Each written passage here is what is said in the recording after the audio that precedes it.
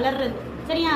இப்போ குழந்தை பிறந்தனா இத்தினூண்டா இருக்கு, அதே 10 வருஷம் கழிச்சும் வளராமலே இப்படியே இருந்தா எப்படி இருக்கும்?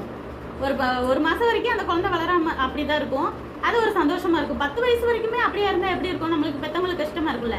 அதே போலதான் நம்ம ஆவிக்குரிய ரீதியிலனா தேவன்கிட்ட எப்படி பழகுறோம், நல்ல குணத்துல மத்தவங்களுக்கு எப்படி ஹெல்ப் பண்றோம் அப்படிங்கறத பொறுத்து தேவன் நம்மளை பார்த்துக்கிட்டே இருப்பார். அதுலயே நம்ம என்ன செஞ்சுட்டே இருக்கணும்? வளர்ந்துகிட்டே இருக்கணும். சரியா? புரியுதா? அம்மா அப்பாவை மதிக்கணும், திட்டக்கூடாது, முக்கியமா சபிக்க கூடாது, அடுத்தவங்க முன்னாடி என்ன செய்யக்கூடாது? குறைச்சு பேசக்கூடாது. சரியா? ஏன்னா நீதிமொழிகள்ல போட்டிருக்கு கெட்டது பண்ணக்கூடாது.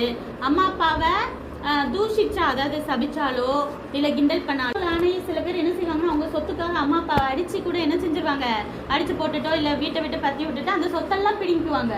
இந்த